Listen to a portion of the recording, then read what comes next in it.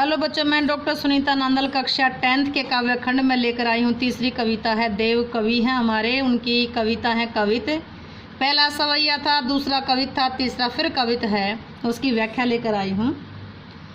पद्यांश को पढ़िएगा ध्यान से, 2 बार पढ़ेंगे। फटिक सिलानी सो सुधारियो सुधा मंदिर, उददी ददी को सो अधिकाई उमगे आमंद। बाहर ते भीतर लो बीती न दिखाइए देव, दूध को सो फेन फैलो आंगन फरस बंद।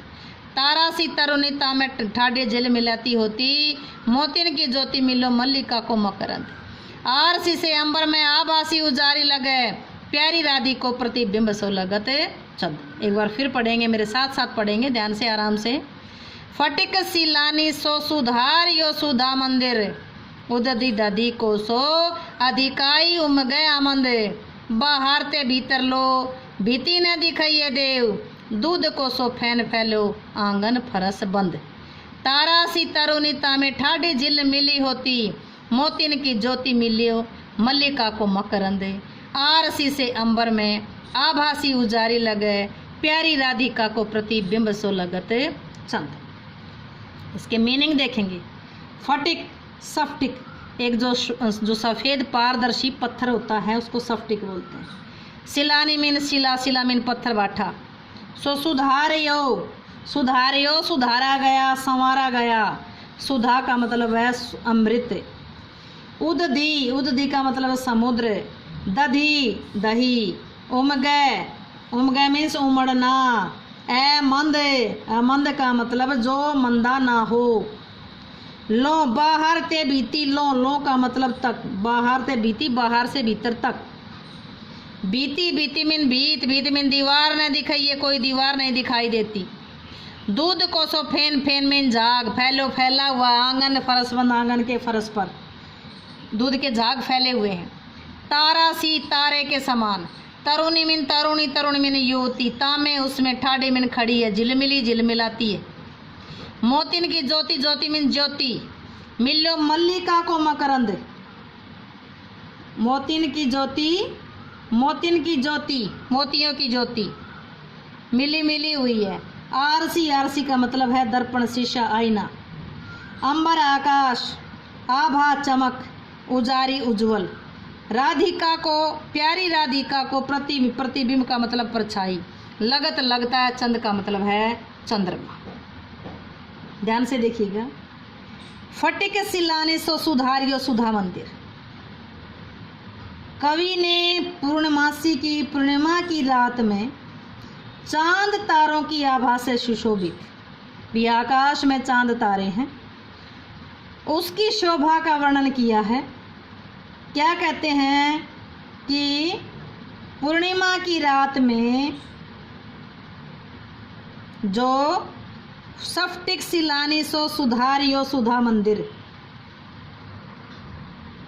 पूर्णिमा की रात में जो आकाश में सौंदर्य दिखाई दे रहा, उसको देखकर कवि कल्पना करता भी आकाश के में तो चांद है, तारे हैं। उस सुंदरता को देखकर के वर्णन करते हैं कि ऐसा लगता है, कल्पना कर रहे हैं कि सफ्टिक की शिलाओं से, सफ्टिक की शिलाओं से सुधा रूपी मंदिर का निर्माण किया गया है, मंदिर को सजाया गया है। सफ्टिक की शिलाओं से सुधा रूपी मंदिर को सजाया गया है, ऐसा लगता है। उत्प्रेक्ष अलंकार है। क्या कैसा लग रहा है कि ऐसा लगता है? सफ्टिक की शिलाओं से किसको? सुधा रूपी मंदिर को क्या किया गया है? सजाया गया। ऐसा लग रहा है। अभी आकाश में चांद है, मतलब दूध या चांदनी फैली हुई, उसको देखकर कवि कहते हैं कि जैसे सफ्टिक की शिलाओं से सुधा रूपी मंदिर को सजाया गया। या कैसा लगता है? दही का सागर, दही का सागर अधिक आई, अधिक मात्रा में उमगे, उमड़ रहा हो। मंद, मंद मतलब तेज गति से। मंद का मतलब जो मंदा ना हो। या तो नंबर 1 तो कैसा लग रहा है? जैसे सफ्टिक की शिलाओं से सुधा रूपी मंदिर को सजाया गया हो। या ऐसा लग रहा है कि दही का समुद्र अधिक मात्रा में उमड़ रहा हो, वो तो तेज गति से उमड़ रहा हो। दही का समुद्र तेज गति से उमड़ रहा हो। बाहर से भीतर लो, बाहर से भीतर तक कोई दीवार ही दिखाई नहीं देती, चांदनी चांदनी दूर दूर तक। ऐसा लगता है कि बाहर से भीतर तक कोई दीवार ही नहीं है, बाहर से भीतर तक कोई दीवार ही नहीं है। मंदिर को देख करके, मतलब इस आकाश को देख करके देव कवि कल्पना करते हैं। क्या कल्पना करते हैं? जैसे अमृत रूप, यानी कि स्फटिक की शिलाओं से अमृत रूपी मंदिर को सजाया गया। यह ऐसा लगता है जैसे दही का समुद्र तेज गति से उमड़ रहा हो। ऐसा लग रहा कि बाहर से भीतर तक उसमें कोई दीवार ही नहीं है, कोई रुकावट ही नहीं है। यह कैसा लग रहा है? या दूध के झाग के समान, जैसे आंगन के फर्श पर दूध के झाग बिखेर दिए गए हो, झाग फैले हुए, आंगन के फर्श पर दूध के झाग फैले हुए हो। पहले क्या बताया? स्फटिक की शिलाओं से सुधारूपी मंदिर को सजाया गया हो, दही का समुद्र तेज गति से उमड़ रहा हो, बाहर से भीतर तक बीच में कोई रुकावट, कोई दीवार ही ना हो, या आंगन के फर्श पर क्या फैला हुआ? दूध के झाग फैले हुए। यह कैसा लग रहा है? तारा सी तारे के समान कोई युवती खड़ी हुई हो, तारे के समान झिलमिला रही हो कोई युवती। कैसा लग रहा है?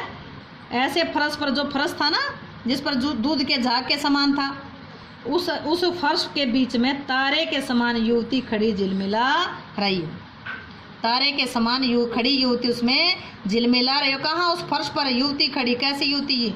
तरुणी, जो जवान युवती है वो उसमें खड़ी झिलमिला रही हो। मोतिन की ज्योति, जिसमें मोतियों की चमक, ज्योति में ज्योति, ज्योति में चमक, मोतियों की चमक।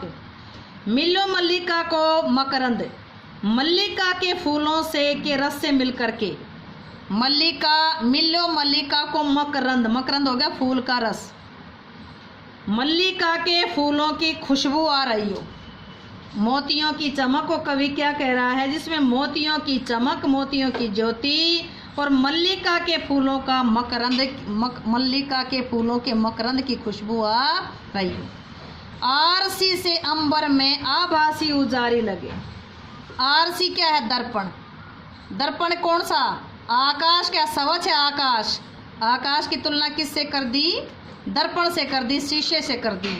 शीशे के समान स्वच्छ आकाश, मतलब जो आकाश है वो शीशे के समान निर्मल है, उसमें उज्जवल चंद्रिका की चमक सुंदर लग रही है। उसमें जो उज्जवल चांदनी की जो चमक है वो और भी सुंदर लग रही है।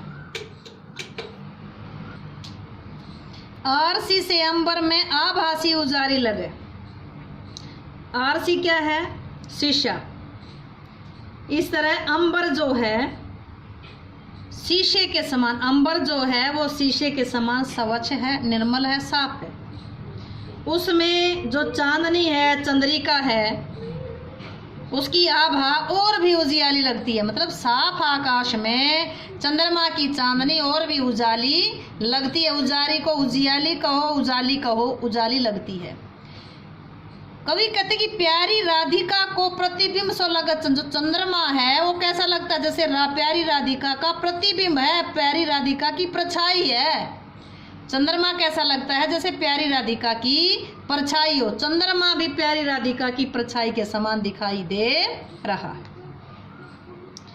इसमें कवि को काल्पनिक सुधा मंदिर में दीवार क्यों नहीं दिखाई दे रही? क्योंकि स्फटिक की शिलाओं से सजाया गया है, उसमें कोई दीवार दिखाई नहीं दे रही। जो स्फटिक की शिला वैसी पारदर्शी है कि जो दीवार के रूप में दिखाई ही नहीं दे रही, उसके आर पार देखा जा सकता है। मंदिर के आंगन में चंद्रिका किस प्रकार फैली हुई थी? दूध के झाग के समान चांदनी फैली हुई थी। मंदिर में जो आनंद था वो कैसे उमड़ रहा था? आनंद समुद्र के समान उमड़ रहा था। चंद्रमा कैसा लग रहा था? चंद्रमा आकाश रूपी कैसा लग रहा था? चंद्रमा कैसा लग रहा था? जैसे राधा का प्रतिबिंब हो। युवती कैसी प्रतीत हो रही थी? युवती जैसे युवती लग रही थी कि मोतियों की चमक और मल्लिका के मकरंद से सुशोभित झिलमिलाती हुई खड़ी हो, यानी तारे के समान झिलमिलाती हुई खड़ी हो। इसके प्रश्न देखिए, जो छोटे प्रश्न बनते हैं इसमें से, इसमें पद के अनुसार भवन में किसकी तरंगों का अपार आनंद उमड़ रहा था? किसकी तरंगों का था? दही के समुद्र का, यानी कि दही के समुद्र की तरंगों का। आंगन और फर्श पर चांदनी किस प्रकार फैली हुई थी? दूध के झागों के समान फैली हुई थी। राधा में किसकी ज्योति और सुगंध मिली हुई थी? मोतियों की ज्योति, मोतियों की ज्योति। और मल्लिका, मल्लिका होती है जूही के का फूल, जो जूही की खुशबू फैली हुई थी। इसमें आकाश कैसा दिखाई दे रहा था? शीशे के समान दिखाई दे रहा था। कैसा दिखाई दे रहा था? शीशे के समान स्वच्छ दिखाई दे रहा था। चांद की तुलना राधा से क्यों की गई है? जैसे चांद बहुत सारे असंख्य तारों के बीच में चंद्रमा अकेला होता है, उसी प्रकार और गोपियों के बीच में जो राधा है वो भी सबसे अलग नजर आ रही है। इसमें किस समय का वर्णन किया गया है? पूर्णिमा की चांदनी रात का वर्णन किया गया है। अब लास्ट में देखिए इसका काव्य सौंदर्य क्या है? काव्य सौंदर्य क्या है? भाषा ब्रज है, शैली चित्रात्मक है, छंद कौन सा था? कवित छंद है, श्रृंगार रस है, माधुर्य गुण है, दृश्य बिंब विदा शब्द शक्ति है, उत्प्रेक्षा है, ऐसा लग रहा है, उत्प्रेक्षा है, उपमा है, रूपक है, अनुप्रास है, आमंद फ्रस बंद मकरंद चंद। इसमें कौन सा है? स्वर मैत्री अलंकार आया। उम्मीद है कि वीडियो आपको अच्छी लगी होगी, कविता अच्छे से समझ आई होगी। पहली 3 कविताएं बहुत इंपॉर्टेंट है। पूरी 3 कविताएं एक तरफ है, पूरी बुक एक तरफ है, इसलिए इसको वीडियो को ध्यान से देखिएगा, समझिएगा। पूरे साल देखने की जरूरत नहीं पड़ेगी, ना ही छोटे क्वेश्चन याद करने पड़ेंगे, ना ही बड़े। जिसने वीडियो देख ली उसके छोटे बड़े सब क्वेश्चन कहीं से भी आए आंसर आपके पास होगा। उम्मीद है कि आपको वीडियो अच्छी लगी होगी। वीडियो अच्छी लगे तो लाइक करें, शेयर करें, चैनल को सब्सक्राइब करना ना भूलें।